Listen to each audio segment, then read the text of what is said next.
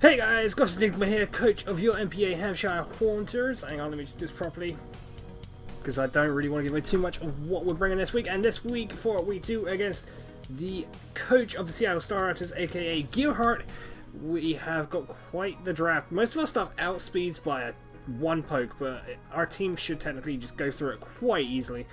Not saying that every match, not to sound cocky or anything, but this match will not be easy. No match ever is, because of all the prep you got to do beforehand and getting ready for it. So to kick us off, I'm going to lead us off with our first pick of the draft of our match this week. We are going to be running Durant with a life orb and the hustle ability. Yeah, it's going to affect our accuracy, but the extra attack you cannot turn down.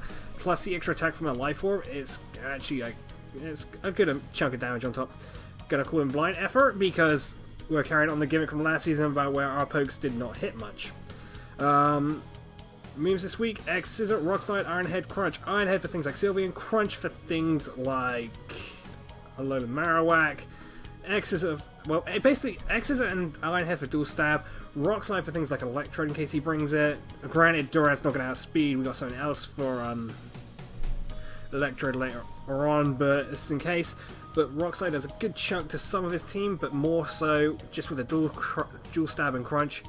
And then we've got an EV train at 28 base, 28 in the HP, 2 max attack, and then 228 EVs invested into the speed, and we're running it as an adamant nature because we want to get as much damage off as possible with Durant this week.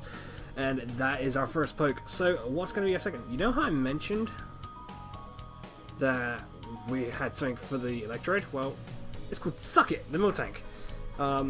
Leftovers, thick fats, so we don't get to take any fire and ice damage. Well, the damage we do take damage, but it gets halved. Is what I'm trying to get at.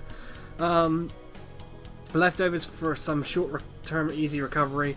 Moves this week: Body Slam in case we want to try and get a power. Stealth Rocks is indeed a rocker this week.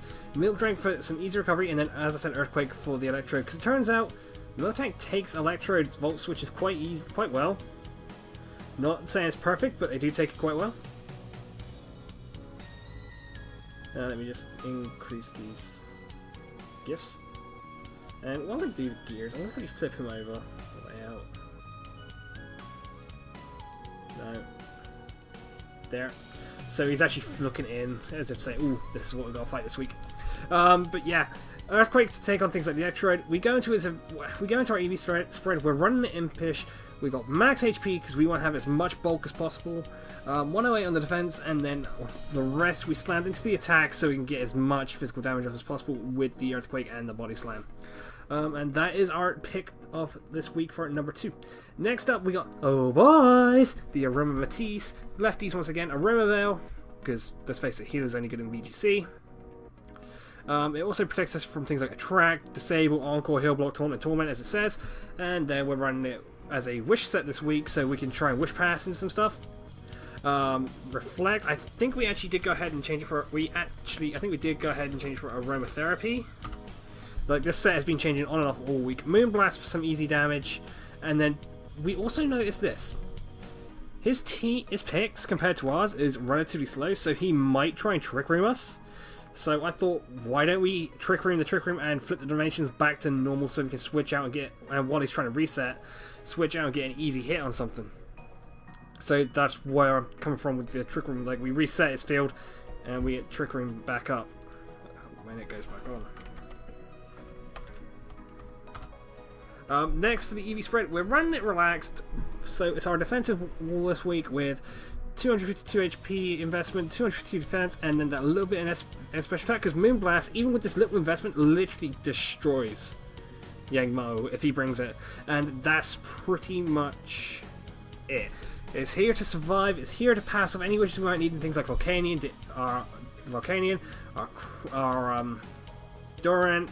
Yeah, that's pretty much what the wish is for. And of course itself, if it comes across, the Bronzon hits us with the Gyrable, and if the dimensions are right, it's going to do damage. Like my coaching staff tried to explain it to me, and I'm like, I just want to get the battle done with now because we've sort of got the team on a roll right now. And to bring it in, we're going to bring in When You Nut the Volcanion.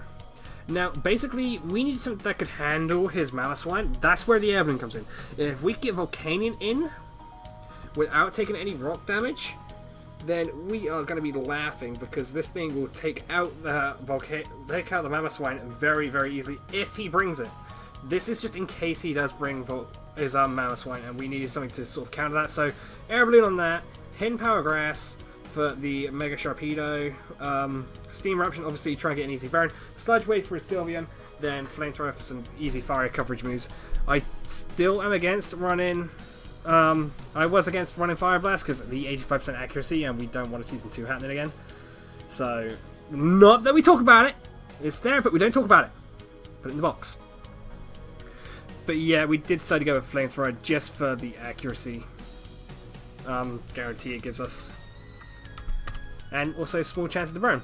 We have run it with 208 EVs, 100 defense, 152 special attack, 48 defense, and no speed investment due to the fact that it's twin. I believe it was supposed to be modest, I don't remember. Like I said, this team has changed so much over this last week, I'm surprised I'm even making the team builder without having to do all the changes and stuff. But yeah, that is what we're running this week. When you nut, the Volcanion, with a lot of different EVs everywhere, as well as some nice little tricks on him to take on. Next up, we have Dick Grayson. For you Batman fans out there, you can know who that is. That is the first Robin of Batman, and that's why we chose to name our... That's why Crobat is coming this week. Now, this is where it gets interesting, because I know it says Buganium Z, but last minute, we are literally jumping between this for having our Z Crystal on it. So if we don't have Buganium Z on it, it will be Silver Powder or Insect Play. I'm pretty sure it'll be Silver Powder. Infiltrate, obviously, get past any subs you might chuck out. Brave Bird, Defog, U-Turn, and Roost. Basic Crobat set. With 180 in speed, 252 in attack, so we get max attack on an Adamant Nature, 68 in HP, and the remaining 8 we just stuck in special defense. See, this week I've actually got my EVs where I want them to be. But yeah, if this one doesn't run Z Crystal, this next one is, which is Mr. Miyagi! Or Mr. Grey, you pick, which is going to be a Regenerate a Life Orb Mean Shao this week. With High Jump Kick knockoff for the yellow to Marowak, and to get some nasty knockoffs done with the items, so we can get some easy, so we can reveal what items they've got and get rid of them quick. Bit like how I'm talking. Poison Jab, which would also, if this one does run the Z Crystal, it would be Poisonium Z, because that guarantees a kill on Sylveon, if we don't have Durant already doing so. U-turn in and out, just like Robat, so we can get some easy, quick U-turn in and out initiative, and we're going to just play that in and out game, and keep that regenerator to keep giving us some HP back from rocks, if Mean Shao takes any. And that's pretty much what Mean Shao and Crobat's combo this week are going to be doing. They're supposed to be just U-turning in between each other, getting chip damage off with each other, taking a little bit of rocks on Mr. Miyagi. If necessary, I can defog off, get the rocks taken out, and then I'm free to switch in and out with U-turns all day long. And its investment is, obviously, it's a Jolly Nature. Max speed, max attack, nothing too fancy with it this week. Just the Poisonium Z on the Poison Jab for Sylveon, knockoff for the Marowak, High Jump Kick for the Bronzong if it doesn't bring Psychic, and then for speed priority, just U-turn in and out. And that is your team builder for this week. So that brings us down to Durant, Miltank, Arunities, Volcanion, Crobat, Mean Shao. That's your team builder this week. Catch you next time for the actual battle, which will go up tomorrow on Saturday the 25th of February, and I will catch you guys later.